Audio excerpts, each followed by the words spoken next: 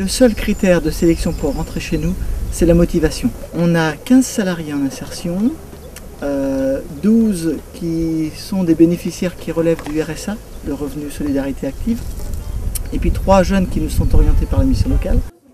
Chaque parcours est vraiment très différent. Il y a des gens effectivement qu'on va amener sur une formation qualifiante. On ne cherche pas à faire ici des maraîchers, on cherche à faire des gens qui soient autonomes dans une recherche d'emploi.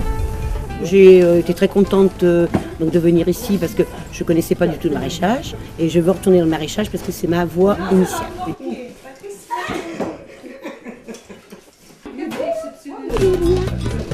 Je crois que c'est 30 légumes qu'il y a, les légumes de base, on les fait tous.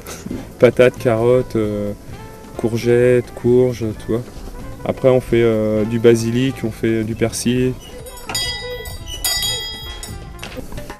On n'a pas ni désherbants, ni pesticides, ni voilà. On est obligé de tout faire à la main. Ça, c'est une des difficultés du maraîchage bio. Après, ça nécessite aussi de la part des salariés des process très particuliers. On ne peut pas utiliser n'importe quel produit, n'importe quand et à n'importe quel dosage. Il y a toute une démarche d'éducation à l'environnement aussi. C'est pas uniquement du maraîchage bio parce que ça fait bien, etc. On est vraiment dans une démarche globale sur apprendre à respecter le lieu où l'on vit, les insectes, l'écosystème. Il y en a qui disent ouais en bio, sans pesticides, sans engrais, il n'y a rien. C'est complètement faux parce que dès qu'on met un petit peu de compost, quoi, de fumier, bah on a des légumes autant que n'importe qui, quoi. Je pense qu'on va pouvoir faire des conserves pour cet hiver. Et puis il y a des activités un peu spécifiques, on forme des gens à la conduite du tracteur. On a aussi la possibilité de travailler avec le cheval, on fait du pain. On a toujours des activités un peu de bricolage.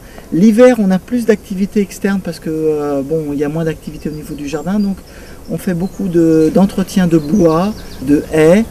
Alors pour voir si un pain est bien cuit, il doit résonner. Et voilà les petits pains, tout chaud. Un jour on peut être au désherbage, un jour à la plantation, un jour à faire les semis. C'est ça qui est bien, quoi, c'est que tous les jours on n'est pas toujours à faire la même chose, quoi.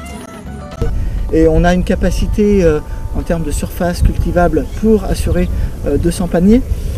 Nous avons 2 paniers, un pour l'instant à 8 € et un à 12 €. Et puis on a une petite spécificité, nous au niveau de Pouzauges, c'est que en plus de ce panier, on fait une vente libre.